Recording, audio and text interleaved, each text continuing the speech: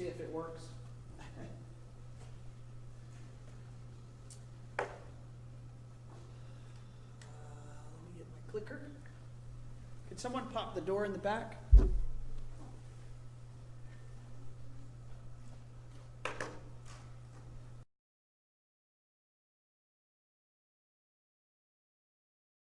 Must be interested in learning about search engine optimization. So if you've seen me instruct in the past, you'll know that maybe a less formal instructor than some. I believe the best learning happens. It's live? I've got a picture.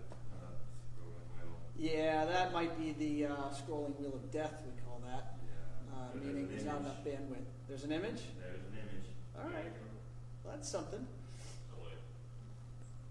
So I believe the best learning happens when you guys interact, and I'm going to tell you a little bit about my background, and then I'd like to know from each and every one of you very specifically what you'd like to walk away from the next 90 minutes having learned. And I'm going to write those things down on that board over there so that we can make sure we capture that and address those points, right? A little bit about me. I've been in this industry for a little while. Really, my whole professional career has been spent in this CEDIA space. I'm a degreed mechanical engineer at Virginia Tech, and I started in the industry at a small company called Lutron, and then I went to another small company called Crestron. And in 2007, I started my own business called Firefly Design Group. And I've had a number of different roles, participated with CEDIA as a volunteer.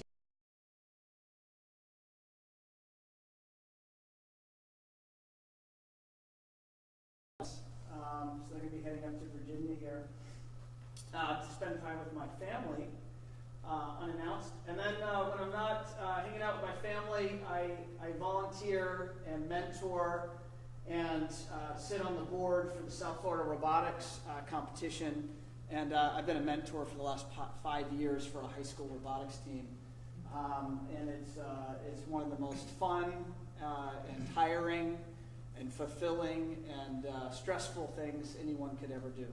But if you want to learn more about FIRST, please let me know. I'd be happy to share with you more about that.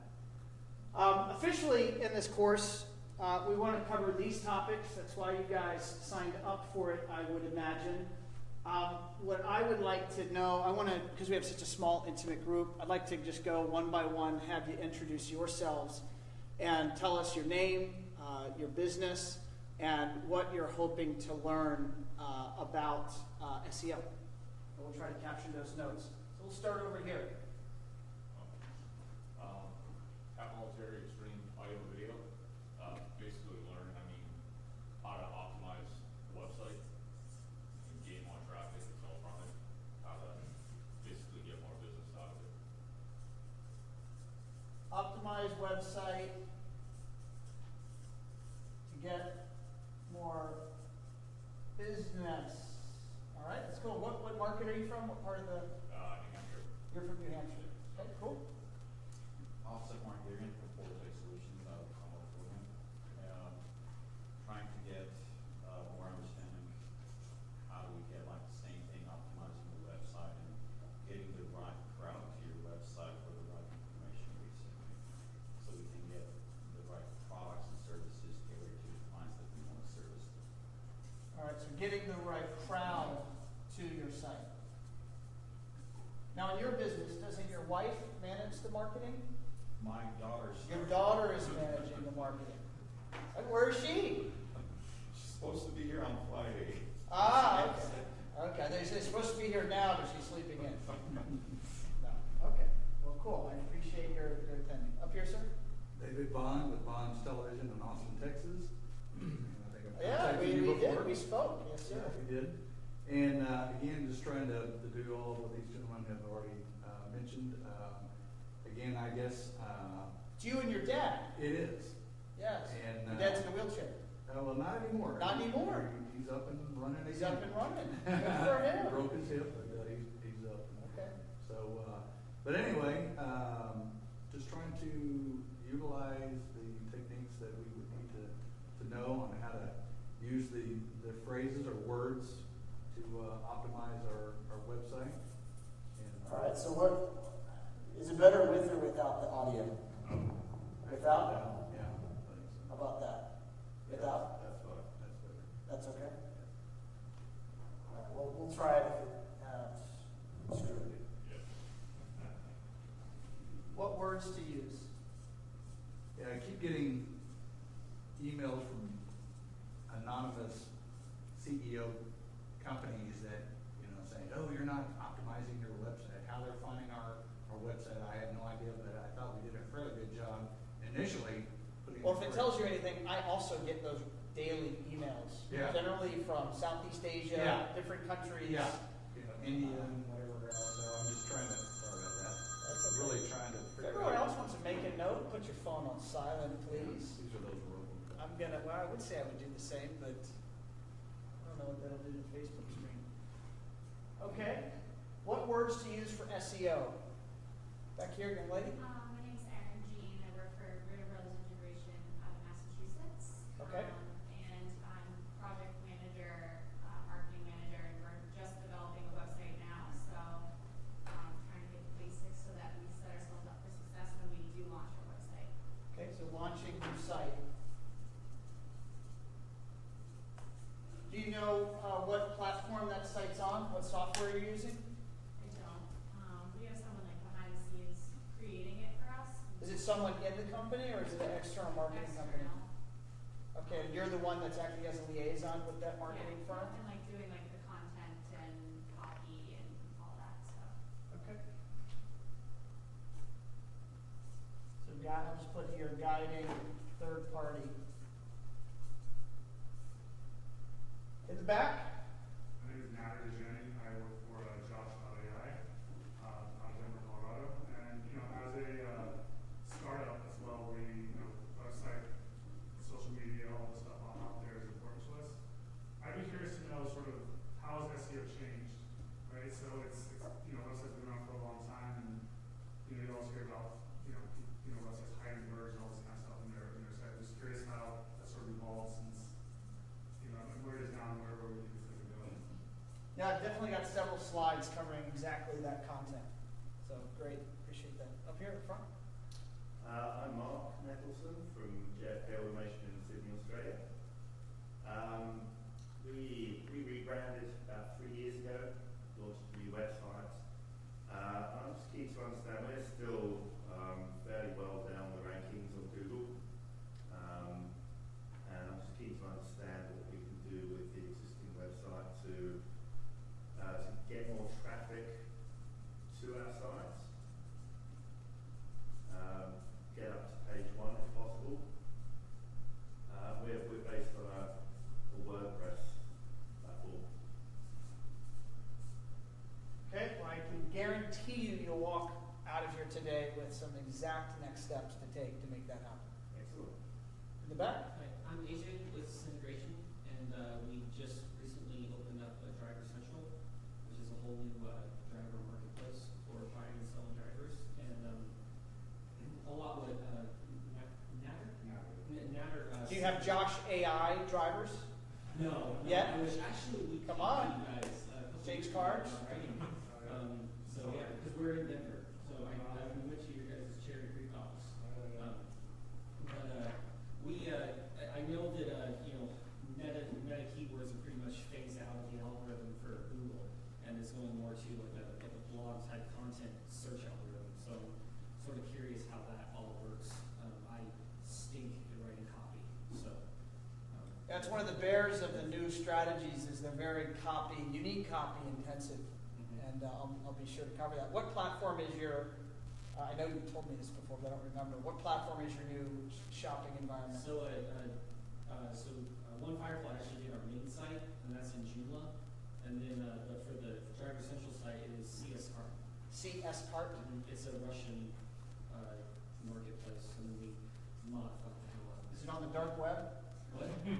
Yeah, a little bit. I feel like it when I talk to their tech support sometimes. You had to, pay in Bitcoin? Yeah, almost. All right. Cool. So you guys hold me accountable, please. Want to make sure I touch all those points over the course of the coming minutes here. We've got you guys will allow me, I'm going to edit my timer here just to keep me on track. So I think we have an hour and 15 minutes remaining. Does that match you guys?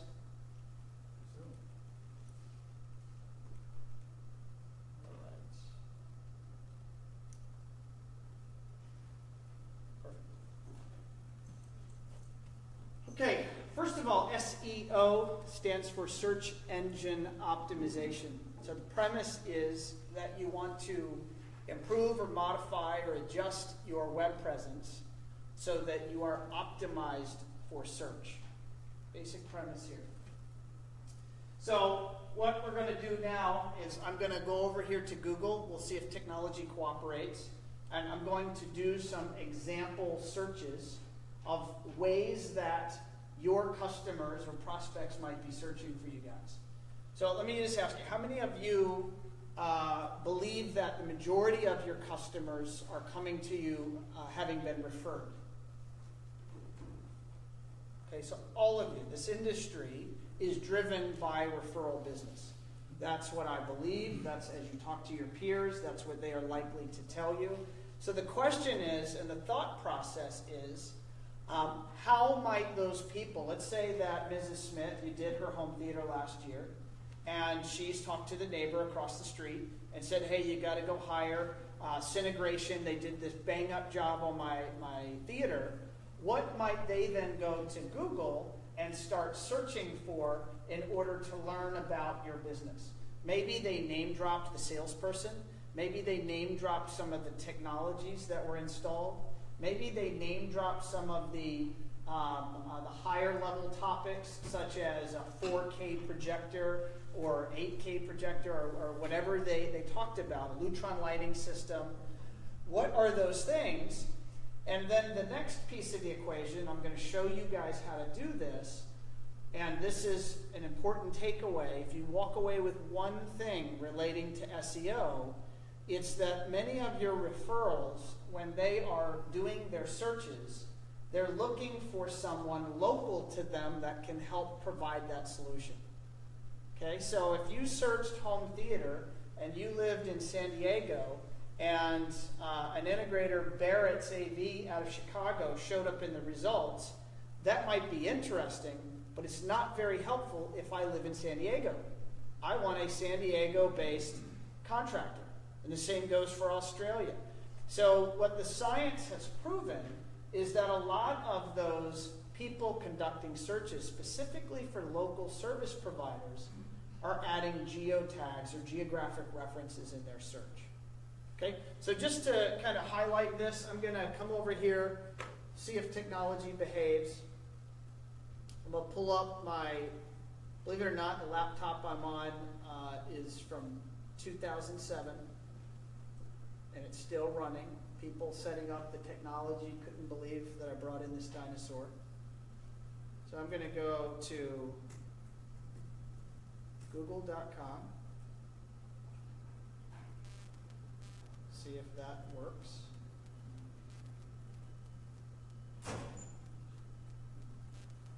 Okay. And I'm going to, we're going to use, I'm going to say, I don't want it. And I'm going to do a San Diego, so I'm going to say a home theater installer in San Diego, California. Okay? So first of all, what you're seeing here, the first four things you're going to see in a modern search result are ads. Okay, so the way you get here is if you sign up for Google AdWords and you pay per click. Okay, so that is a common technique to have you show up in search. Now, I think there's an interesting thought experiment to play around that, which is that person that's been referred to you likely to click on an ad, or are they likely to scroll past the ads to what is, quote, organically showing up? And the organic techniques and the organic results, that's what we're going to talk about today. All right? So as I scroll down past this, you get what's called the snack pack. And then here are some results. This is an interesting result, and this is indicative of what you're going to see across the country, is this, what this immediately tells me is that there's no one other than Andros, and I know this fella, that is trying to be found for what seems like that very obvious search. Yeah, hand in the back. Sorry, just real fast, you mentioned the AdWords as well. Based on your experience, are those typically worth it to get involved with to purchase AdWords? This is a touchy subject. Yeah. I have a belief, and I based my business on them not being terribly relevant for this class of business. That's my position. That's been my experience. It might be somewhat controversial, but I just, don't take my direction. Ask yourself, ask your family, ask your friends, ask your customers. When they conduct a search, do they click on the ads or do they scroll past the ads to see what's naturally showing up? I'd be curious to find out from this class how many scroll past the ads. All right, so how many would scroll past how many believe your customers click on those ads or click on those ads? Raise your hand if you think that your customer clicked on those ads first. How many believe that they would scroll past them and click on what's below it? Yeah. I got an ish. Depends on the age group. But depends on the.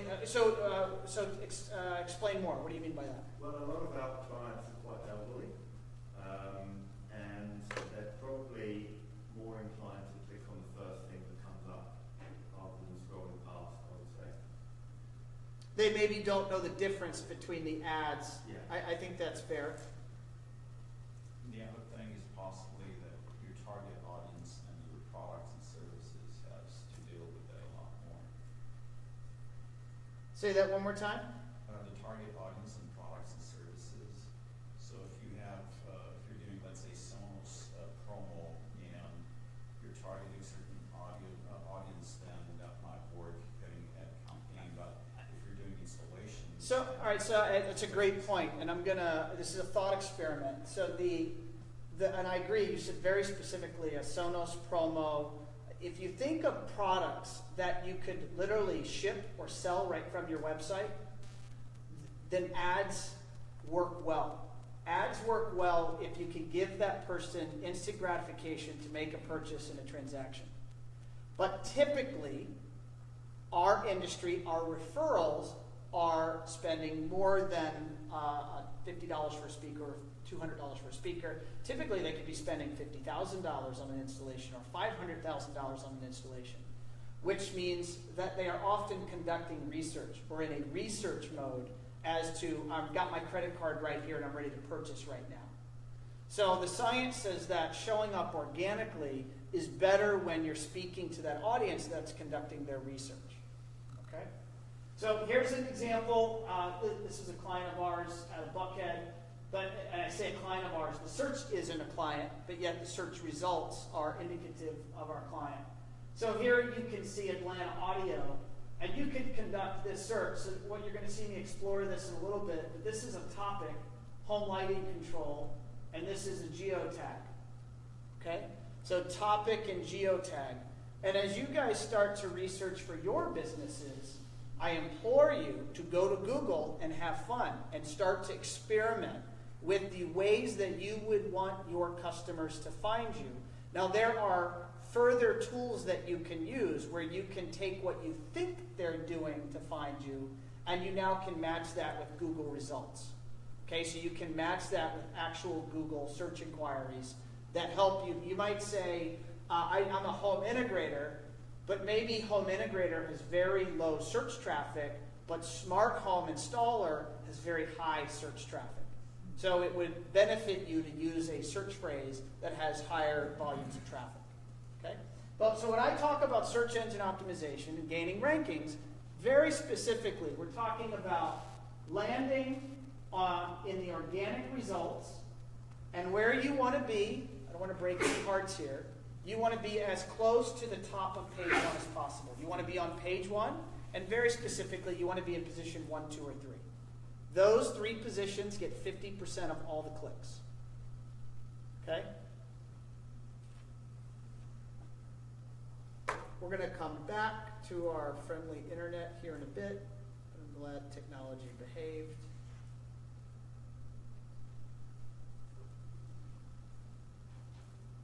Okay, so just this, Google's always changing, okay? But at the moment, what Google is doing is they're populating the top 4 results with search ads if there are people competitively searching for those phrases. Okay, so again, we talk about paid per click. I'm gonna even make a graphic for you here. So an integrated strategy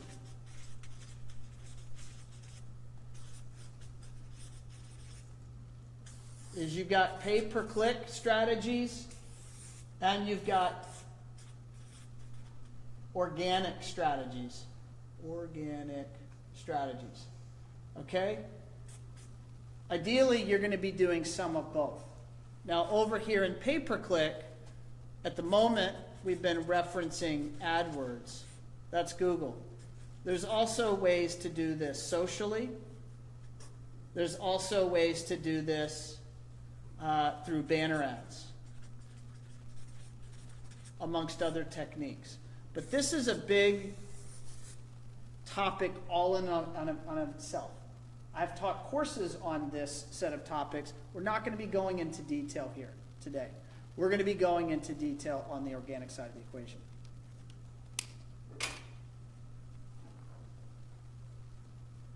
My goal for you is that you guys learn the techniques or learn what's important so that you can place yourself here as close to the top of page 1 in all the ways that matter to your business.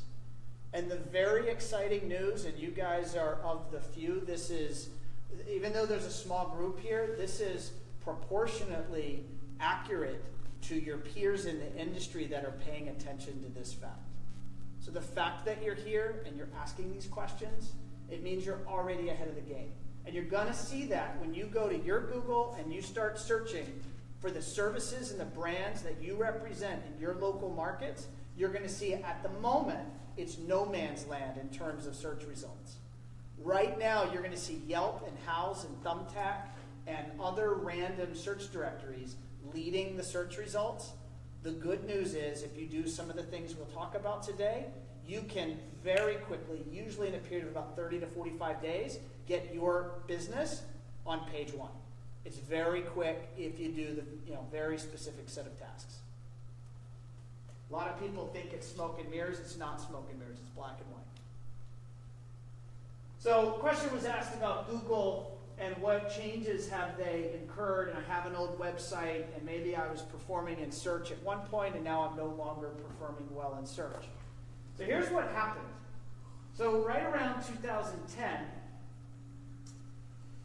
Google's executive team was called before Congress, and they were questioned. Their CEO, Eric Schmidt, was questioned before the Finance Committee or one of the committees in Congress. It was televised. And they were challenged as to the lack of clarity in the way the Google search algorithm worked. Yet, their algorithm was moving trillions of dollars of economic activity. So Google is moving the world, and yet no one knew exactly how they would direct. Does this item show up on page 1, or does this item show up? Does Google have back-end deals with companies that are paying them money to have their search results? It was mysterious. It was unknown. So the result of that set of inquiries was that Google, number 1, had to share with government how their algorithm worked, and they also had to commit to transparency. And so what happened as a result of that, or it's an interesting coincidence, is that there was just an extreme volume of changes. This is complete changes to the algorithm that happened every year. Now, what happened is these changes, some of them were so dramatic that they got names. So there was the Hummingbird update, the Penguin update, the Vulcan update. There were several dozen named updates that completely changed how Google works. So if your website was showing up on page 1 one year, after one of these results, it is very reasonable that you now could be on page 50. Because what Google was trying to do was legitimize their search. Why? Because you and I, and around the world, we are users of that product. Yes, Alphabet, Google is owned by Alphabet, and Alphabet's in all these different businesses. But the fact is, Google's main product is what? Search. If you and I don't like the search results that we are finding when we go to Google, what are we going to use? What are we going to do? Here's another one. We're going to go to Ask Jeeves. Or maybe not Ask Jeeves. We're going to go to somebody else, right? So the key is Google's algorithm has to deliver best-in-class results. So the beauty is, as these updates were being released, white papers, and there are major industry players that go in and dissect it, and they make that information available to you and me. So there's great spots like HubSpot, Moz, a plethora of others that really will give you, if you just conduct a search, how does perform for SEO, you're getting straight interpretation of Google's algorithms, and you're going to see what you should do. What I'm going to distill for you today are the cliff notes for those things to do. Now, is that a guarantee that that's how it'll work tomorrow? Not at all. Because Google is in control, we're not in control. The interesting news is that there is a tremendous volume of changes, and that really calmed down. The most major update in 2015, who knows what that was? It happened in April of 2015.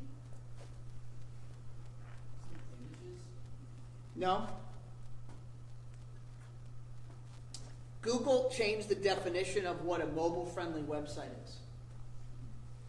So if your website previously, and I remember this, I remember all the iterations of my website, the One Firefly site, you know, how, you know, there was a point where we had a Java website. And then there was a point where we had an HTML website. And then there was a point where we had an HTML5 website. And the latest version is, because of the proliferation of phones and iPads and smart devices, Google wants you to deliver the best possible experience to the viewer from any device. So that changed the definition. I believe I've got a slide on it. Yeah, I've got a slide. I'll go into it in a little bit more detail here in a few minutes. But that was the last major change that I'm aware of. And I ran this presentation again by my team right before presenting. And I said, guys, is there anything here that I'm missing? And we had a few slides. But that's the last big change. There might be more, but it's important to note that the way Google works today is fundamentally different, 100% different algorithm than as recent as 2010. All right, so I talk about your referrals are going to Google, and I challenge you guys to go to Google and type in the services that you offer and couple that with geographic references, okay? So if you're in Cincinnati and you're a Crestron installer, then type in best Crestron installer in Cincinnati, right? So there's a topic and a geotag, and see what shows up. The very exciting news for you guys, because you are early on this, is that you guys, if you take this seriously, get to gobble up all of that digital real estate. So when you decide the topics that are important, I'm going to call them an SEO target phrase. And ultimately, we're going to play word Jenga here in a moment. You're going to see how you play that game. You could ultimately create hundreds or thousands of phrases that you would want to own, that you would want to dominate. Okay?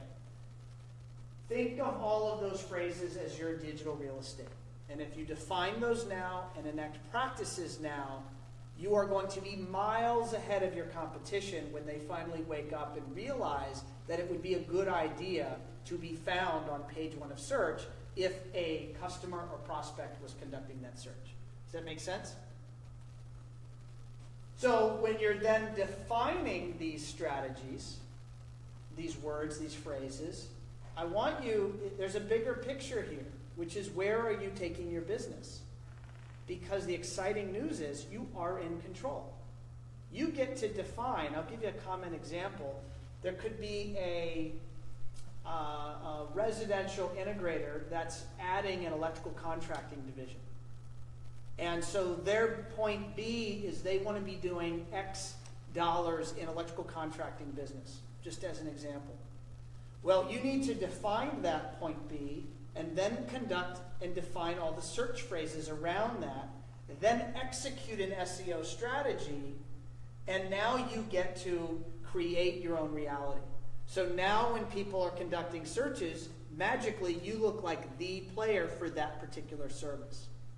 So whatever your point B is, this really gets into business strategy and mapping out your 12 to 36 month plan. Where do you want to be? Defining that and then executing that. All right? So here are some of the things to be thinking about. What size projects do you want to be working on? Maybe we work on $500,000 projects. By the way, this is a common one these days. Historically, you've worked on the big jobs, and you'd really like to now steer your business into these $50,000 to $75,000 projects because maybe they offer better cash flow. Right? So that's a move to point B where you need to execute. What are the parameters and criteria around these smaller projects that you want? Maybe you're picking up a product line. Maybe you work restaurant and now you're savant. Well, then create the siren call on your website to collect those savant inquiries from the internet. Right? Media room. Maybe you define that ideal customers. You know, the one thing I've learned in business, this is now my 10th year at One Firefly, is I learn better and better every year who not to work with as a customer. Right? And so there's an ideal customer for you guys. There's the customers that you like to work with, that pay you good money, they pay you on time, they're profitable, they're less headaches. And then there's customers that on occasion you say yes to and then you regret it every step of the way. Sometimes you don't even get to make money with those customers. Right? So defining, it's a great thought experiment, brainstorming session with your team, is to challenge your team. What is that ideal customer? What is that type of work that we want to be doing a year from now? And then working that in to your marketing strategy. And then within your marketing strategy, working that into your SEO strategy. Any questions on this? So here's the start of Word Jenga.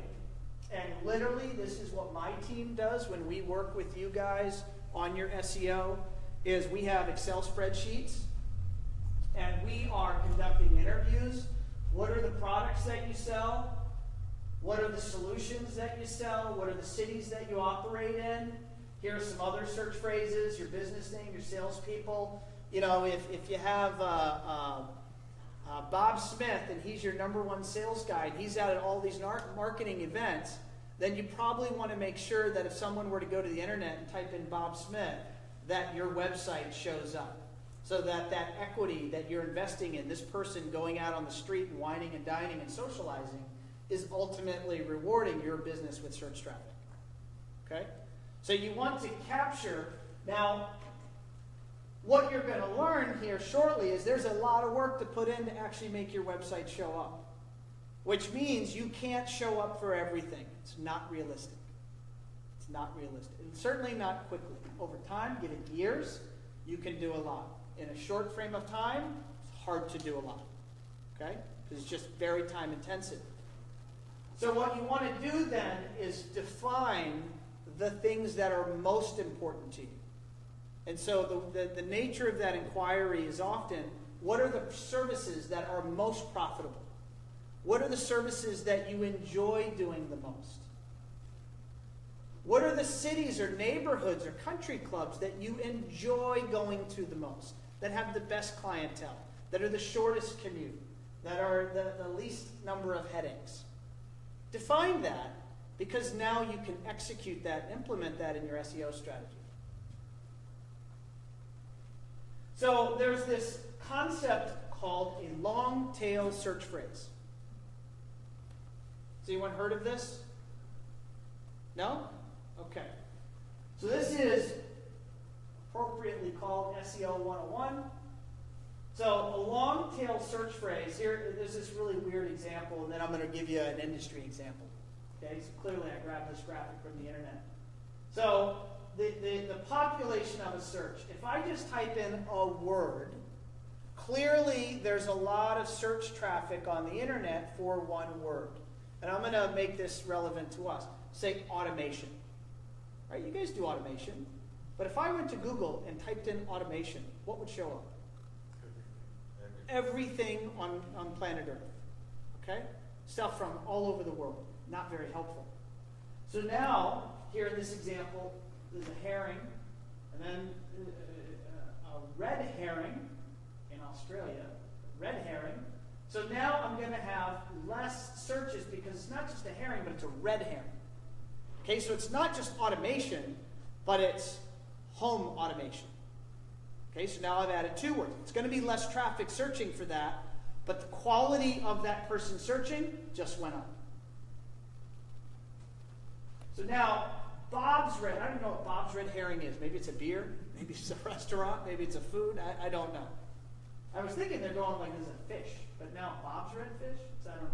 Bob's Red Herring. So naturally that's much more specific, much lower traffic searching for it, but when that person that is searching for Bob's Red Herring finds you in the search results, it's probably someone that you want to find you in the search results. Okay? So the longer the phrase, that's why they call it a long tail, the more detail and descriptors in the phrase, the easier it is to land on page 1 of search, but the less search traffic you're going to have. And my premise for this industry is that's fine. Because I don't want tire kickers.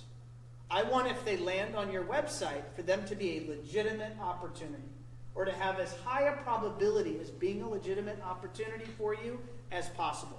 Why? Because you have limited resources. You don't have a call center there waiting to receive all of these inbound calls and filter out all of this garbage. You need legitimate people landing on your website. Okay? So now let's bring it home. So if I were to conduct the search for lighting, pretty generic, right? Home lighting control, still generic. Why is home lighting control exclusively still problematic? If I live in Chicago and I need to add, I see my neighbor has this wonderful lighting control system, and I go to Google and I type in home lighting control, what am I going to get in my search results? Stuff from all over the world. I'm going to get Home Depot light switches. I'm going to get big fancy, just say home, so that home's a nice descriptor. I'm not going to get commercial stuff. But I could get results from manufacturers, from installers, and I could get them from anywhere in the country. Right? So unlike pay-per-click, unlike AdWords, AdWords reads the IP address of the person conducting the search. So when you're doing pay-per-click, specifically with AdWords, you could say home lighting control. You could do that. And people within a geography, if they have that IP address that matches that, would see that potentially in their banner ads or in their ads at the top of the page. Okay? So that is a difference between SEO and pay-per-click strategies. Specifically, Google AdWord pay-per-click strategies, in that you have to go the next step with SEO and add the geographic reference if you want that quality visitor landing on your website. Okay? So I'll give you an example. I had this conversation at some point this past year.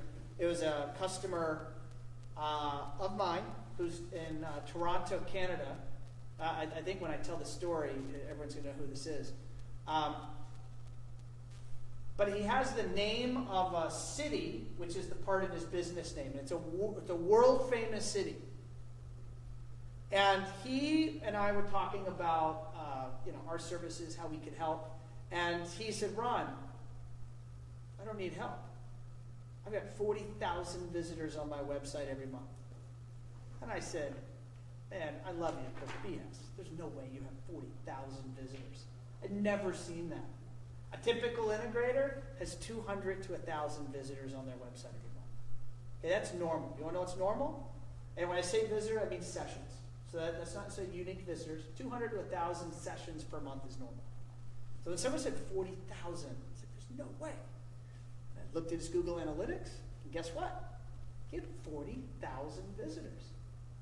Because people were going into Google and typing for the word London. And people from all over the world that were searching for the city of London were landing on his website. So how much of that website traffic do you think was valuable? 0.0001%?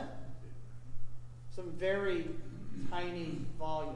And how, and I'm going to test you guys, how would you quickly know that if you're looking at your Google Analytics data? What's the one KPI that you would look at and go, yeah, something's really wrong? No? But thank you for speaking up. Back here? What would you look at? Right here. Yes, you. No? Did you say also the time spent on the website? Is that what you said? Yeah, like session. Yeah, session. Like that's how I would. What's the single best bounce rate? Okay, bounce rate is the percentage of people that when they land on your website immediately leave. And that particular company had a very high bounce rate, north of 99%.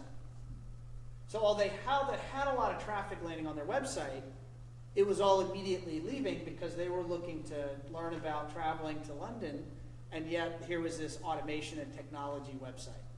So it wasn't relevant, yeah.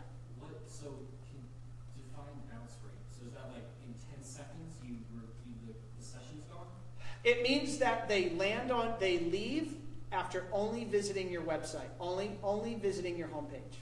So you could then go to further KPIs and say what's average length on site, and his was probably below 5 seconds. I don't remember what that data was, this was a while ago. But these are, and I'm going to pull this up, by the way. I'm going to pull up an SEO dashboard. We're going to look at this for our website. And you're going to see bounce rates, time on site. Because this is when you're evaluating, is the traffic I'm bringing to my website legitimate? There's some hard numbers and facts you need to be looking at. It's not smoke and mirrors. It's black and white. There are some really good numbers to be looking at, and they're free. As long as you have a Google AdWords account, you don't have to do pay-per-click, but you get a Google Analytics account, which you then can load into your website and get all this beautiful data right there on your browser. There's a Google Analytics app for your phone, and you can see bounce rates, time on site, pages visited, search queries, all of that for free. Google Analytics, you want to make sure you get comfortable with Google Analytics. But just to bring this back to long tail search phrases, so now you can see home lighting control, that's pretty good, but still not good enough. And now if I do Lutron home lighting, so now I've gotten further specific, more adjectives, home lighting in Dallas. This is going to be, if someone conducts a search and lands on your website with that search, you better believe that is a high quality visitor. That's a visitor you want on your website. So I'd rather have someone that has 500 sessions a month on their website of quality traffic than someone that has 10,000 visitors a month on their website and poor quality traffic. So better is better. More is not better. More traffic. If you work with a marketing agency and they go, man, look at all this traffic we've driven to your website. Very common, by the way, when you're working with pay-per-click AdWord marketing agencies. They want to tell you how many people went to your website. You don't really care because what you want is great. How many people raised their hand saying they'd like to learn about buying an automation system? You want the lead. The traffic is interesting to look at from a month-to-month basis, quarter-to-quarter, to see trends so that you can evaluate the things that you're doing with your SEO or your website. How is it ultimately affecting website traffic? But it's not the most important factor. Okay? So now what I'm going to do is I'm going to jump into that dashboard I just talked about. The key to an SEO strategy, by the way, folks, is having the ability to evaluate your performance. Yes, sir? There's no fast and long tail, short tail. Are there any metrics around sort of what the ideal number of words or how long that? Because I mean, that you can that long tail, you can easily make that even longer if you wanted to, and even more specific. There's no magic formula. The key to marketing is testing and measuring. It's putting it out there and determining, A, are we able to get this onto page 1 of search? And then B, is that search position resulting in traffic? As a search behavior of just people change in general, maybe one word and then eventually becoming more specific on how they're searching. So yeah, 10 years ago, people just searching for lighting, and now they're being more specific. Well, no, there are people searching for lighting. I'm just telling you that's traffic that is going to waste your time. Because if they land on your website, the probability of them being a viable customer technology that you sell is statistically very unlikely. So the statistical likelihood of you being more specific and that visitor being meaningful to you is much higher. So that's an effective way to spend energy building that presence over time. Yeah. How important is the word in and a comma when you're... Not. Okay, so do they just disregard that? Yeah. Okay, so if they just said, Lutron Home Lighting Control Dallas TX. Yeah, the proximity of these words together matters. Okay. Google's spiders are now reading your website and reading grammar and reading, they're looking for proper grammar. They are looking for what's called keyword loading, which is, we're going to get into black hat, but where people would word, comma, word, comma, word, comma, word, comma to try to put all these valuable words on your site. Yeah. So they're looking for proper noun, verb usage, adjective usage to make sure that someone is not trying to game the system, because gaming the system used to work before 2010. And so... So they'd still get the same amount of hits if they just left off in and comma. No, because it's better grammar, because this most ideally should be in a sentence. Yeah, okay. So it And would so actually be a better... It's nominal, but yeah, Okay. absolutely. Okay. All right, so I'm going to jump in and show you, but let me just give you a, you know what, I'll just jump in and show you rather than show you those slides. See if technology behaves here. By the way, does anyone still have the Facebook stream? Is it still working? I am curious. I'm skeptical that it would be, but it'd be neat if it is. All right, so this is a piece of software. I've got slides here right as we wrap this up. I'll point you to 2 different companies that you could sign up with that can give you this visibility. So this particular piece of software is a white labeled version of software called Agency Analytics. So when you work with my firm, this is the software that we're using to monitor and track your performance. And in simple terms, I'm going to talk about some of the basics here. For example, here you're seeing Google rank position for this phrase. So if you decide that you want to show up for some phrase, well, you then need to put that into some tracking software that in fact is going to tell you how you're doing. And what it's going to do is it's going to constantly go out and ping Google to determine how is Google ranking you. So that if you are trying to be found for 50 phrases or 100 phrases or more, you have a real quick, easy way to pull a dashboard report and now see, all right, for all these phrases, I just launched 3 blogs last month. Oh man, look, we're already on page 1 for those 3 blog articles.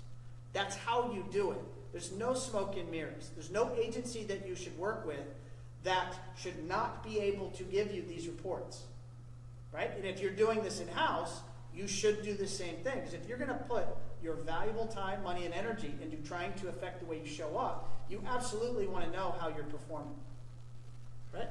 So, for example, this is telling me Smart Home Automation, Paradise Valley, Arizona is currently page 3rd. It's moved up 97 positions on Google, and it's currently performing due to a blog article that was posted. So let's just test this theory. I'm going to put myself on the spot here. So let's go to Google, and let's type in that phrase. Well, let's see where it's at. So, which company was I doing? Yeah, components. And so, here you go. This is, they're right there in position 3, just as stated in the report. So you could conduct this search from anywhere in the world, and because it's a specific SEO target phrase, that's the result that you should get. Right? So that is the key to having an effective SEO strategy. Is you want, I'll just give you an example here. So what this is showing is in August of 2016, 0, 1 to 3, this is page 1, position 1, 2, or 3. That's where you want to be. That's the money location. 4 through 10 means the balance of page 10. So here in August, you can see they had a total of 3 phrases on page 1 of search. Okay? So now I'm going to come over here, And you can see, as of September, they have 20 phrases on page 1 of search. That's the trend you would want to see. If you're doing this on your own, that's what you want to hold yourself accountable for. If you're working with an agency, that's what you want to hold them accountable for. Any questions on this? So you said 1 to 3, that's page 1 through 3? This is page 1. Green means page 1. Yeah. 1 through 3 means position 1, 2, 3. All right. That's really where you want to try to be. You want to certainly be on page 1. Being off of page 1 essentially means it doesn't matter. So all focus and energy should be around strategies to affect page 1 position. Now, the other thing about these platforms, which they make really nice and easy,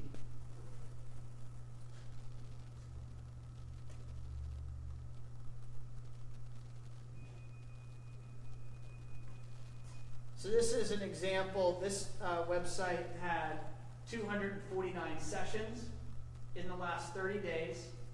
So these are some of this is bounce rate. So again, this data is free and available to you with Google Analytics. Okay, so download Google Analytics, embed it in your site, you'll have this. Bounce rate, you want this generally to be lower than 70%. Percent of new sessions, session duration. So people visit this website spend on average 1 minute, 41 seconds. So obviously as you work on your site, improve the content, create more engaging content, you want to see them staying on your website longer. And they're visiting 2.4 pages. Again, so these become some very easy metrics for you to hold yourself accountable for to be improving. You want more paid sessions, you want more time, you want a lower bounce rate. Right? When it says direct, what is that? These are people directly typing in the domain. Organic is people, so they may have done, they may have done some activity, like attended a home show and handed out business cards or brochures, and people had now 169 times in the last 30 days typed in their domain. Okay. Typed in direct, they weren't redirected, Gotcha. They didn't get there through search, they landed there directly. Gotcha. So all your other marketing should be pointing directly to your website so that you get more of those direct. The strategy that we advocate at One Firefly is that all of your activities, your SEO, your newsletter, your blogging, your social platforms, your pay-per-click strategies should be driving traffic back to your website, because your website is the platform that you have the highest likelihood of getting a conversion. So if you have optimized your website for conversion, you have ways for the customer to raise their hand and say they'd like to learn more information. You have forums, or you have live chat. We've seen tremendous success with live chat. Putting that on your website exponentially increases the number of conversions. But it becomes a solid platform for you to ultimately focus your marketing energies.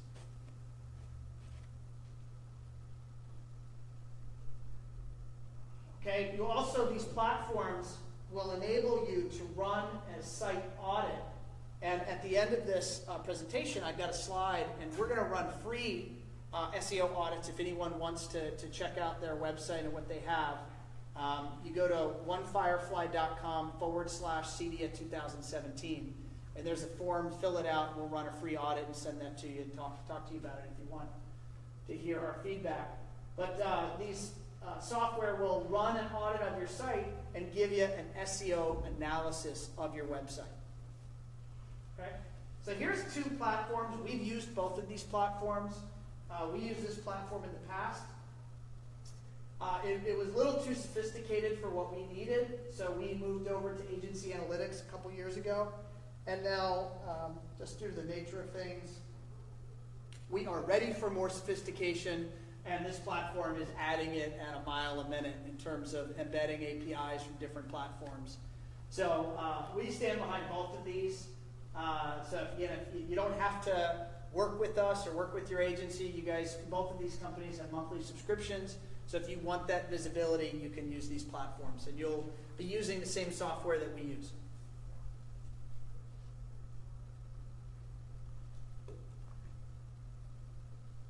All right, now black hat versus white hat.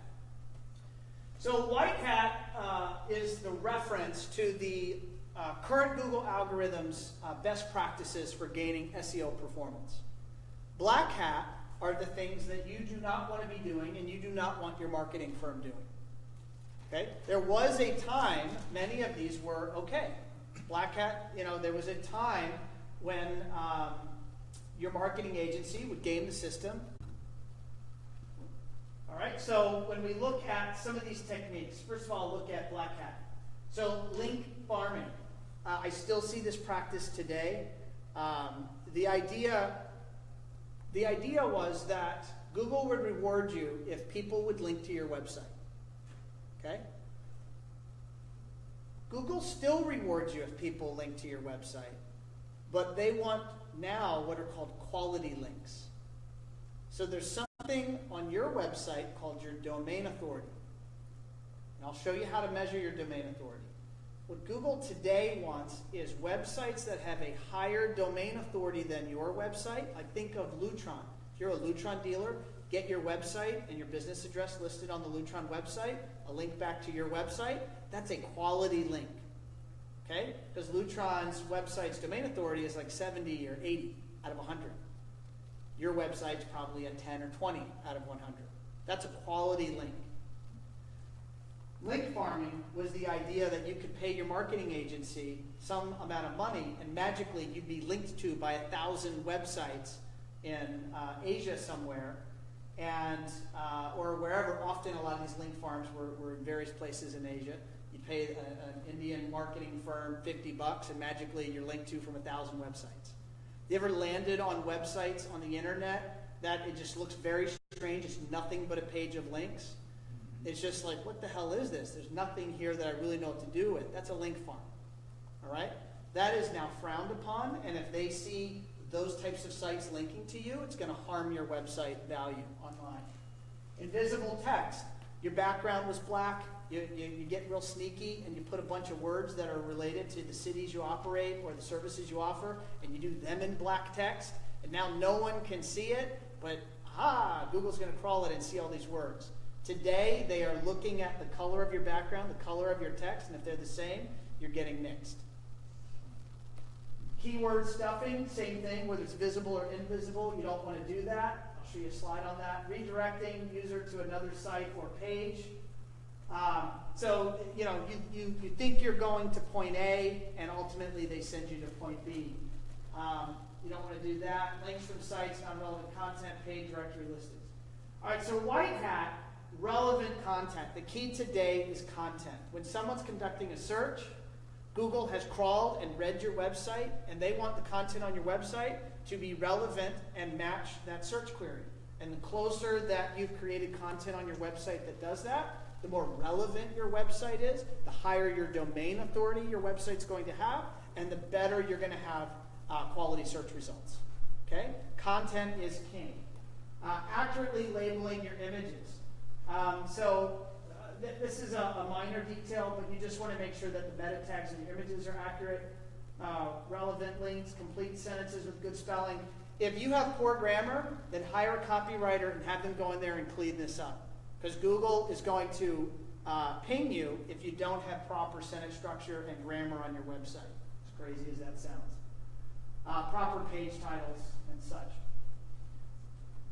Content of a page is what makes it worthy of search results. It is what the user came to see, and thus is extremely important. Moz is one of the leading platforms. If you want to read a lot of great content about SEO and techniques and strategies, Moz is a great repository for that content. Let's go to moz.com. So, front of site SEO. Include strong key phrases in the copy, but don't keyword stuff. So if you wanted to be found on the internet for red apples, do not do this. Da-da-da, red apples, da-da-da, red apples, da-da-da, red apples. That's called keyword stuffing. So if you wanted to be the home theater guy in Cincinnati, don't write a paragraph where home theater Cincinnati is repeated 10 times. It will do more harm than good. Okay?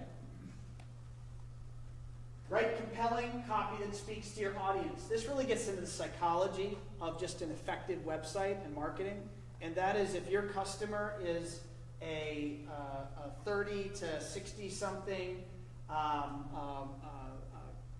residential type customer or homeowner, then speak to them in narrative form. Versus if your customer is a business owner and you're going after commercial boardroom work, then the copy on your website should speak to that customer using the words in the relevant copy. So this means oftentimes if your customer target has changed over time, you need to go back to your website and rewrite the copy so you're speaking to your customer. Add internal links that point visitors to additional relevant content. So I'm also going to add, this is just this will be my web class on Friday. Do not have links to vendor content and then have someone click and bring them over to the Lutron website or the Control4 website or you name it, because all you're doing is sending them off to a directory listing so they can find your competitors. Okay, so don't do that. That is not a good idea. But in terms of your website that helps your SEO, if you have written an article, I'm going to say that you've got some copy talking about residential lighting control, and let's say that you are a Lutron installer, and maybe on your blog you recently posted an article about Lutron lighting, their new Radio Rock 2 product or something, then you certainly would want to go to that residential lighting paragraph and put an internal link over to this new piece of content that's on your website. And you want to be in a regular set of it is best practice to consistently building the links within your website. Because ultimately what you're doing is you're making it easier for that visitor to stay on your website. Right? You're giving them more engaging content you never want to send them off your website if you can help it. It's also a pet peeve of mine on social platforms, just a little bit of a tangent. You want to make as much of the content on your social platforms, if you're giving links to content on your website. Right? It's not doing you any good to be linking to the latest TechCrunch article and posting that to your social media. You can do that on occasion, but do not. I've visited your social platforms, and it's very common. Someone in your office, some new admin's job is to be Facebook for the company, and all they're doing is finding random articles and just sending audience to all these platforms that do nothing to help your brand. Okay? So you put something like on your website, you say Control4 does distributed audio and lighting control, and if they clicked on lighting control, then it would take you to a different page on your website. It certainly is a technique to practice. They could talk about either Control4's lighting control or... And the more effectively you do that, the more effectively you're going to see your time on site increase. Right. So it just keeps them on your website, but to different pages. Absolutely. To talk about the product or That's services. a great technique. Yeah. Absolutely. Okay. Make sure this is silly, okay? But you'll be surprised as you start looking at your competitors' websites how often this is not done. In the header and the footer of your site, you want to put your phone number and your business address. Why? Because Google is crawling your site, they're crawling your header and footer, and there's something called NAP consistency, name, address, phone number consistency for your brand. So there are spiders and crawlers that are crawling your website, picking that information up, and they are then posting that to what are called local directory listings. And if they do not match, then it is going to significantly affect your website's SEO performance. Think of it as Big Brother crawling all of the digital representations of your brand, and if they aren't consistent, then they consider you lower quality. Right? So beyond the SEO component here, it just also, your visitors are really going to appreciate knowing how to call you and that you're a local company. Right? It is very common, and you just could think about yourself. You're looking for a local service provider. It might be you need a plumber, and you go to their website, and you can't figure out where they're located. Delete, you go to the next one. Make it real simple for them to know how to contact you. Okay, most important SEO ranking factors. These are the top 3, guys. And I'm going to show you what it looks like on the back end to do this. Your browser page title. Okay, I'm going to just give you a quick example. And I don't even know if this browser will do it. I'm on an archaic browser. And I'm going to go to a dealer's website, crownaudiovideoinc.com. Bringing this guy up, I've got a case study for this business on my website under case studies. So if you want to kind of read where this company was, what we did, and all the things that were changed, there's a neat right up there. Internet's crawling. So what I'm doing, I'm on this. It's really crawling. Come on, baby. Page. You can go to any of your competitors. Quickly, just pull up different pages of their website and just mouse over. It works in Explorer, works in Edge, works in Chrome. And you're going to see this Texas home audio video installation and home theater packages. Okay? I know that this has been touched or addressed. Okay, so that's how you can quickly identify page titles. Yes, question? You might go over it later, but how important is the front page versus like a blog page in terms of the physical text content on the page? So Google's reading the front of the site and they're reading the back of the site. Okay, so they're both equally important. But is the front page like more important? Like is there a No, I would say it's equally important. Okay. So when we SEO configure a website, we go. Can you block pages from the caller? Yes, you can. A lot of times people will wonder why they're not showing up in search results, and they'll realize their web developer forgot to put the robot text blocker to remove it, because you could ultimately block all the pages on your website and then you're invisible. Right. So page titles, search engine friendly URLs. This is most modern CMS websites do this for you natively. But if you have a page on your website talking about home theater, then your URL, acmeintegration.com/home_theater or home-theater. You're actually going to be able to read it. It's not a code. It's not numbers. It's words, because those words are relevant and get picked up in search. So again, go to your website, pull up the pages. Are they a bunch of numbers of gobbledygook, or does it tell you exactly what it is? It should be very simple. If it doesn't tell you what it is, then you need to include or implement what are called search engine friendly URLs. Okay. And then your page meta description. You're going to see an example of this here. So here's the page title. There's the search engine friendly URL in green. And this is the meta description. So when someone's conducted a search or you've done a search, this is what shows up in those search results. This is SEO configuration, guys. It's not by accident what shows up in that search. You guys are empowered to define what shows up. Okay? So how do you do this on the back end?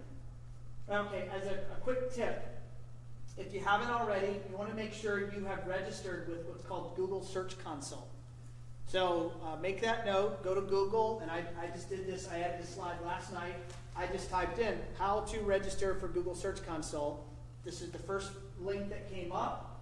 Support.google, it's in their help files, and it's going to teach you how to register. Because when you register your website with Google Search Console, it's going to be able to tell you what Google sees. You might think you're showing up for all these ways. Well, there's a lot of depth to Google Search Console. That would be a separate 3-hour class. Make sure you've registered with Google Search Console, or your marketing firm has. And I'm going to touch on a couple of the points of how you would affect that, or how that would affect your day-to-day. So one is it's going to give you some really neat back-end data on the performance of your website. Clicks, total impressions, pages visited. It's going to give you some really neat information. You may, when you go to a browser and pull your website up, you may think it looks like hot shit. You're like, man, this looks great. The fact is, you may have problems in the code that are preventing Google from seeing the content you want them to see. So how do you know that?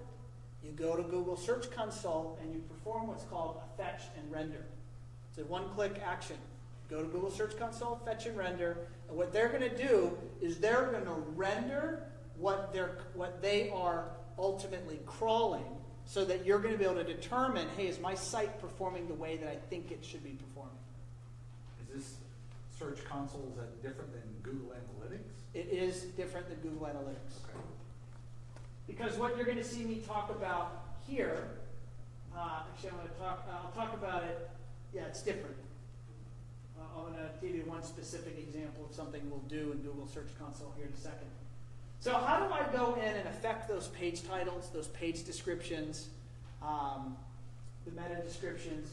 So if you're operating inside of a CMS, it is very straightforward. It should be very easy.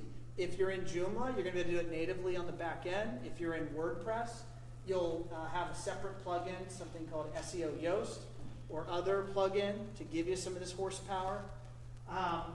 This is what it literally, you're typing in or you're copying and pasting a sentence that you've constructed so that it defines what Google's going to present. This is if you're writing in code, this is what it looks like. This would be above my pay grade. Some people that write their website in HTML code. But then this is what ultimately populates on the Google search result. Okay?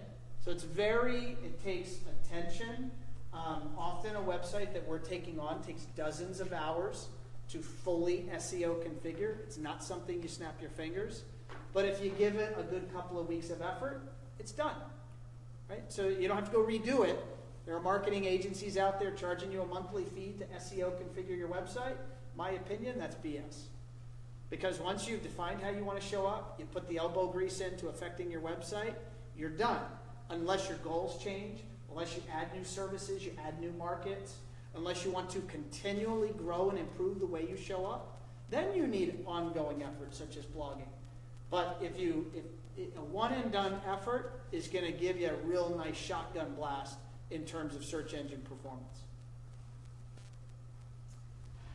Okay, alt text attributes. This is less important from a Google algorithm. This is actually relatively new. The alt text descriptions on images used to be very relevant, a little bit less so now. But it does affect if someone is blind and they're using the visually impaired settings in their browser and it's reading to them what's on the screen, this is where they're getting those words. So if you're curious, why was this invented? So it was for browser settings so that people that couldn't see could ultimately have it read to them what's on the screen. Canonical URLs. This is, if you ever typed in, hey, my website's showing up with www, but it doesn't show up if I don't put the www. So you want to configure that on the back end of your software, but then what you do is you go into Google Search Console and you tell them what your preference is. And so you tell them the preference search, and so there's settings in there and it affects your SEO. So I'm just mentioning this. What's better, www or not? Doesn't matter. Doesn't matter? Doesn't matter. So then why is there an option? That's what I'm curious, like why if there's That's above my, it's a great question. If you come to my booth and talk to John, he'll be able to give you this long, technical answer why. I don't know the answer why. I think that nowadays, everybody just assumes it's www, and so even when we graphic our trucks and everything else, it's at bondstv.com. We just delete that first part. Yeah, I put it usually just because then it defines the. I know the reasoning behind it, I'm assuming, is because of the subdomain concept. Because www defines the primary domain of the site. So for example, we just did remix.drivercentral.io. That's a subdomain. It's a subdomain of your primary. So it's not www. So we have both styles. But I just think it looks better when it has www. Like, you're just like a person looking at your site. It's been, let's face it, it's kind of one of these hairy topics. It's even a weird word, like who says that? Canonicalization. I'm just here to tell you it is something you need to be aware of. It is configured. You don't have to do this on any third-party platform. You configure this on your back end of your web development software, Joomla, WordPress, Drupal, or whatever. But you do need to go to Google Search Console and tell them your preference. And there is some configuration that happens there. And I have people in my booth, 702, if you want a more detailed answer. I don't know if it's one of those pressing matters, you're going to buzz over to 702. But if you find yourself there and you want further explanation, they can give it to you. I was Yes. going to say, I've seen websites that if you don't type in www, it fails, and it makes it feel pretty bad. So just make sure that It does affect, you have to have it properly configured and registered with Google Search Console, because otherwise you will have, it'll show up one way and not show up another. Very accurate. Now this is a biggie, specifically if you're say going from an old website to a new website. It's a question we get quite often, which is, hey, I'm showing up in search for all of these different phrases. I want to make sure that if I launch a new website, I'm not going to be penalized. And so Google acknowledged that they want websites advancing. They don't want stagnant technology sitting out there on the internet. It reduces the experience for the users of the internet. And so they created a technology called a 301 redirect. So all you have to do is, and you register this with Google Search Console. So this is one of the biggies. This is why you want Google Search Console. Because what you do is you define all of the pages of website, the old website, and then you're telling Google if that website is showing up in a search result, or maybe you have some page 1 rankings, to now redirect that to this page on my new website. And as long as those pages are relevant to each other, then you're going to get a very high percentage of success of maintaining all of that previous SEO performance. So a lot of the white papers I've read say that you get generally anywhere from 90 to 99% success in maintaining your SEO performance if you've properly set up your 301 redirects. Okay? So you would do this, and it literally is old website and then new website. And it's just, this is what it looks like when you submit that registration file to Google Search Console. Yeah? Sorry, can you go back a couple of slides? Sure can. Just to this page. So where you put the Joomla back end, what are you actually doing here? So you are setting up, there's an image, let's say it's a picture of a home theater. Yeah.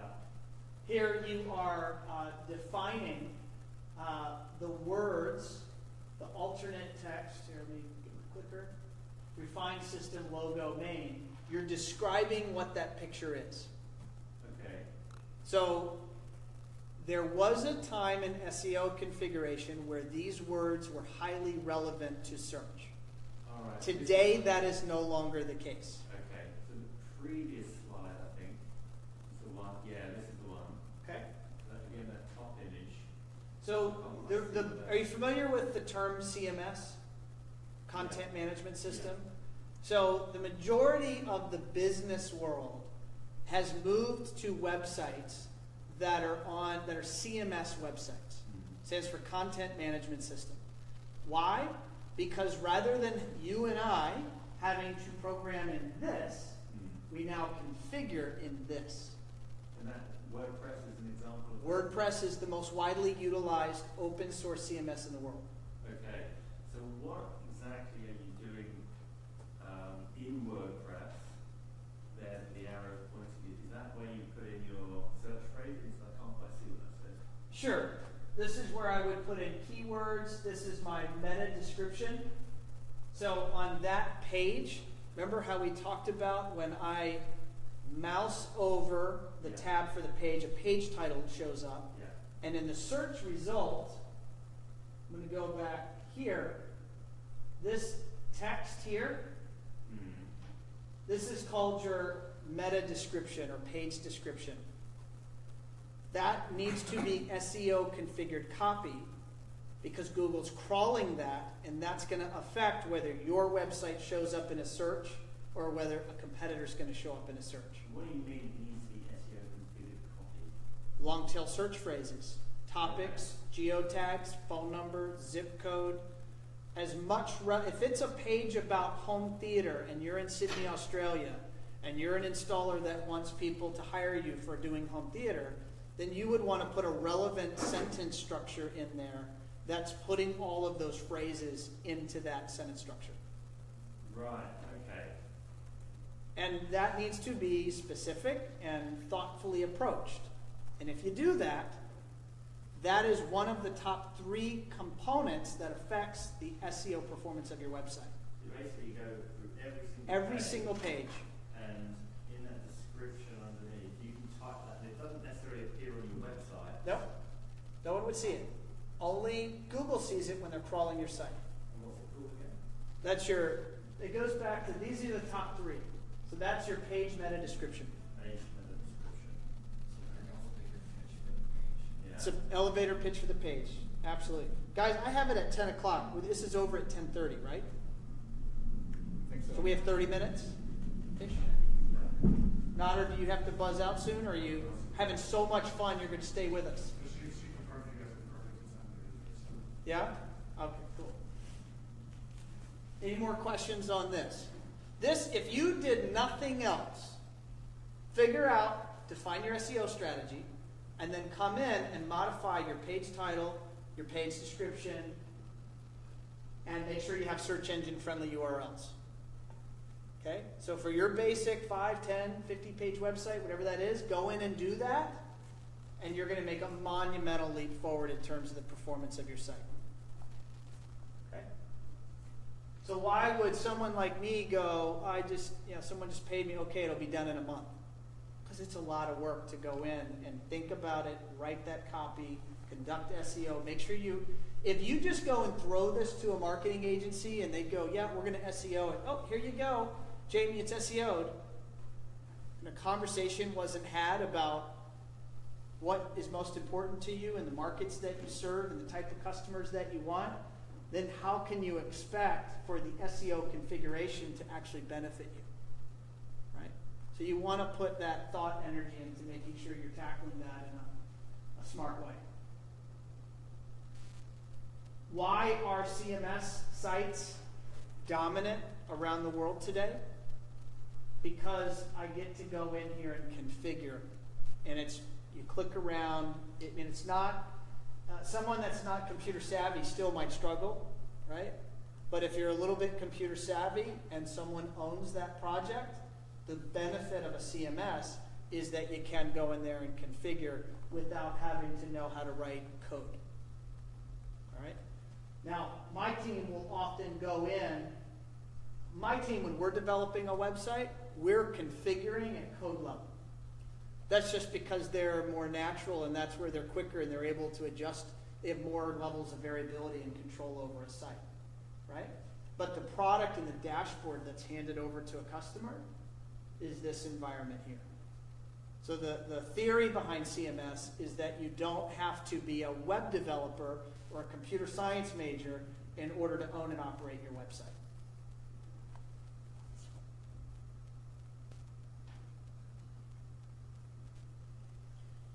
Okay, so this is another biggie. Most websites I look at do this wrong. So going back to Google Search Console, you want to register what's called the XML sitemap for your website. This is giving Google a shortcut to know what content on your website you want to have indexed. You want to have crawled and you want to have indexed. So you need to have your web developer create the XML sitemap, and then you want to go to Google Search Console and register that XML sitemap. Okay? Simple as that. You'll know it if you come down here and you click on sitemap. It's going to look like code. This is not meant for the visitor on your website to make it easy to know where to go on your website. Ideally, you'd have your web pages that you'd want them to navigate just listed there in real simple format. The sitemap should look like some version of this. 19 out of 20 websites you see will not have this. It's a major misstep in the SEO configuration of their site. Which means if you do it, you're immediately a nice leapfrog ahead. Yeah? Yeah, that's what actually happened with us in Syndication. We had our website for like 2 years, and we were on like page 3, and then like literally I did this, and overnight, like the next day we were on page 1, like instantly. It was pretty You hadn't told me that before. That's cool. Like it was actually we before we switched to Joomla, we were WordPress, and we like installed the SEO Yoast plugin and put the site up. I mean, it was like 24 hours. Like You want to make it easy for Google to help you, right? So it's not something we fight. We won't win that battle. So it's just, what does Google say you should do? And then you do it. And then magic happens. Do you have to upload it multiple times? I don't believe so, because the XML, the way it works is as your website grows, the XML code grows and it links to Google Search Console. So as you're adding pages or adding blog articles or things like that, it's automatically being updated once you link it. Once you tell Google, hey, Here's where my sitemap lives, and now it's reading that and grabbing that content. All right, now is there a silver bullet?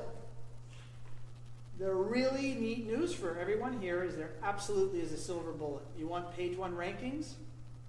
Quickly? Do what I'm about to show you. Write blogs. But write blogs that are also SEO configured. Meaning, I have visited many a dealer's website, and they go, man, aren't you proud of me, Ron? I've got this blog, I've been writing it for 3 years. We perform an SEO audit, and they're not showing up for anything in search. Because writing content is not good enough. The content, first of all, needs to be singularly focused around an SEO target strategy. What are remember we go back to, we created our word matrix of topics and geotags. You want to have those lists. I'm going to keep it real simple. Create that hit list of 12 SEO target phrases. Okay? I now need to write a blog article about each one of those phrases. The blog article should be 300 to 500 words. The blog article should be unique to the internet. I'm going to write that unique content. I'm now going to load it into a blog architecture called, or a type of website architecture called a blog. Why does a blog architecture work? Because everyone in the world is not a computer scientist or a web developer. So there's an environment that's very simple for you and I to load fresh content, give it a title, give it a category, and press submit, and it magically shows up on the internet the way we want it to. Okay, so it's a very friendly environment, but what's very neat, every blog article I write is a brand new page on your website. So what does that mean? It has page titles. It has page descriptions. It has a search engine friendly URL. It has a category and a tag that populate on the front page of your blog that Google loves to crawl. They value blog homepages. It's the highest rated thing on the internet in terms of SEO, is the front page of your blog. Today, we found nothing more powerful. So when our clients go, man, I'd like to be, found for Savant, the best Savant dealer in Dallas, well, then we need to write an article about that, and we need to post it to your blog. We need to SEO configure it. Well, 30 days, you're probably going to land on page 1 of search. And if you put tags in there, like geotags, so if you put like Sydney, Australia, whatever it is. The tag alone, from our experience, and the way we do it, is that SEO target phrase, the topic geotag combination. We call that the category. And as long as you put that into the categories on your blog, and you put the category on the article, it's good for a page 1 position. It's 1-to-1. Yeah. So the tag, As a category. say that again? Yeah, put the whole. The whole long tail search phrase is the category. Yeah. And if you do that, and being very specific, page 1 of search. If you don't do that, all bets are off. Okay, so what you're seeing here, this is a blog. This is Refined Systems. This is actually one of our dealers in Houston.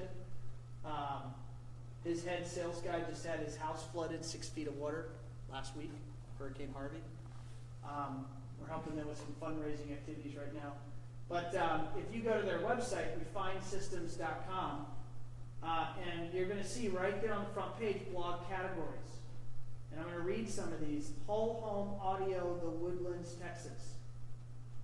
Lighting control system, Houston, Texas. These might look a little bit silly to you and I. Google eats this up. So every new article gets loaded into the category architecture, and then within the bottom of the article, also that article gets categorized. Okay? So here's an example, smart home lighting control Buckhead. This is a neat one. I pulled this up previously. Here you can see atlantaaudio.com/blog/category home lighting control Buckhead. That is our experience. We've been doing this now in this way for a little over 3 years for our integrator clients, and at this point we have thousands of phrases on page 1 of search, practicing exactly what I'm showing you here. The only hard part about it is you got to do it. And that is the hard part, because you got to do original content creation, you got to be a machine, and if you're a machine, then it gives you this benefit. And if you do it consistently year after year after year, you can dominate your market online. Because your competitors, for the most part, have no idea what this is, what it means to them, or what it could mean to them. So mobile responsive, you should be on a blog platform that is mobile responsive, meaning it auto shapes to different devices, gives the best or optimal experience on a mobile phone or an iPad. We have identified 11 different key pieces of architecture, meaning writing a blog article is not good enough. You need to write great blog articles that are properly SEO configured. So everything from the H1 tags to the page title, page description, search engine friendly URLs. If you do all of these things the right way, and we have blog articles on our website. So if you want resources teaching you how to do these things, go to onefirefly.com, go to our blog.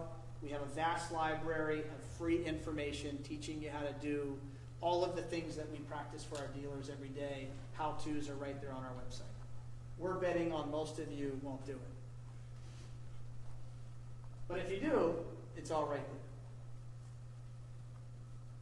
So at a high level, gang, SEO is a marathon. There's nothing quick about SEO. Ultimately, it takes defining your strategy and then practicing that strategy month over month, quarter over quarter, when business is up, when business is down. And the success stories we have, and there are many, are the folks that just accept there's a marketing budget, there's a piece of that marketing budget for digital marketing, there's a piece of that digital marketing budget for growing our SEO performance. And when you allocate that, it should be based on a percentage of your projected revenue. And I believe we have a white paper on our website teaching you how to develop a marketing budget. And when you do that, then you allocate, we're going to be doing this every month. And then you say, well, am I going to use my in-house resources? Am I going to hire a local marketing firm? Or am I going to hire a specialist like One Firefly? That's your call. But doing it and doing it consistently is paramount. I can tell you my business, this might sound silly, but we started practicing what we preach in January of 2016. So we changed our marketing program upside down, and we said, guys, we fluctuate between a 15 and 20 person company, and I said, we've got all this really great talent here. We're going to do everything we're telling our customers to do. We're going to do it for ourselves. And so right now, we're pumping out 5 to 10 new blog articles every month on our blog. If you look at our website traffic, if you look at our overall company performance for marketing, it's been nothing but a success story. January to the present, year and a half later, it's been tremendous growth. And I attribute it to a focused SEO strategy. I'm going to give you, because we're here at the end, but I'm going to give you a couple little tidbits. What can you do? And this ties into my web class on Friday. What can you do with all this new blog content? It's not just about SEO. You now have great content for your email marketing. Why send out an email to your customer list and they consume it right there? And why stop there? So I don't recommend that. Stop that. Send them an email, tease them, give them a headline, copy, image, and if they like the topic, read more, guess where I'm going to bring them? Back to your website. Why? Because your website is statistically the place you have the best likelihood of conversions. Okay? So that's your email. Your social. You struggle for content to post to your social. Well, if you are regularly working on new content for your website and or your blog, now you have great content to post on your social platforms, say Facebook or LinkedIn. Now you can create pay-per-click strategies within those social platforms to invite customly defined audiences to consume that content. And when they click, am I bringing them to your Facebook page so they can like it? I don't think that's that critical or important, but I am bringing them to your website where they now can navigate through all of your content, learn more about your business, and ultimately engage. Does that make sense? I'm going to give you a quick demonstration here of another technology that I strongly consider you take a look at.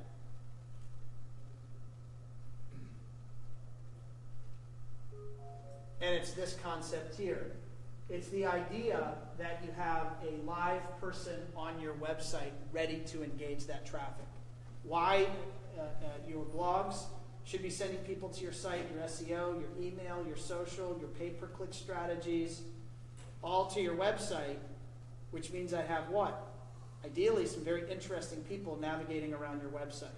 Well, how can you increase the likelihood of them engaging? Ask them, hey, is there anything I can do to help you? And so you have a pop-up that asks that question. You cannot have it pop up, and it only shows up when you click on it, or you can have it happen automatically.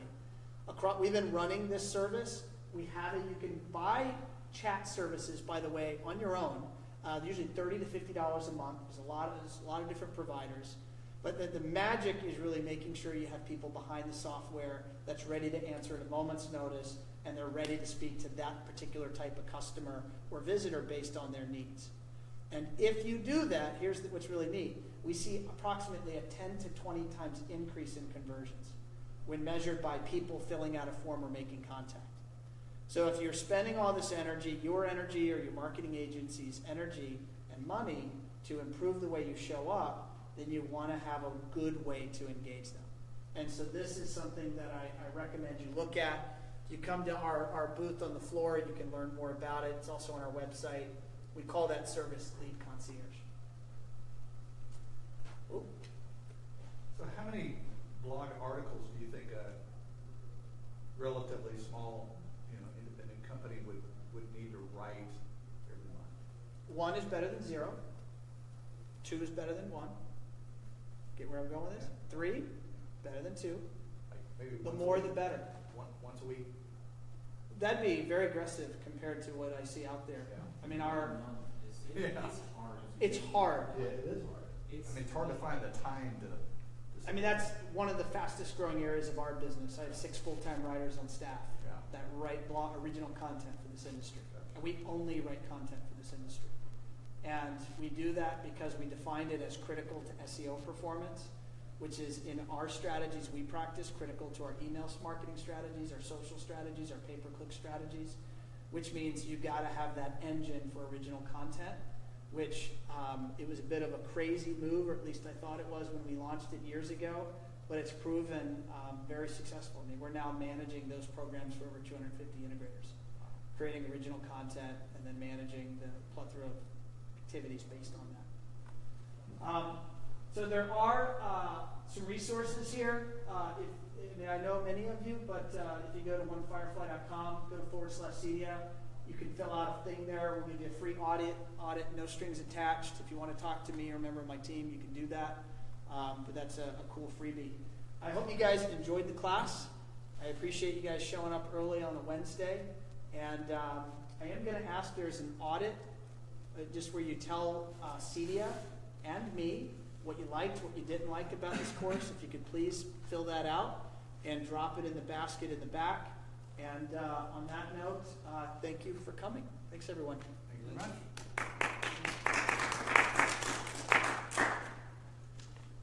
Yeah, blogs are crazy hard to write. We were writing 1 a month, and it just plan 2 hours a month just talking about what you're going to do. Yeah. And then like another 2 hours to write it. Yeah. Every single month for the rest of your life. Yeah. And it's hard. Yeah. That's why most of us don't do it. Yeah, no, it's hard. And I'm trying to.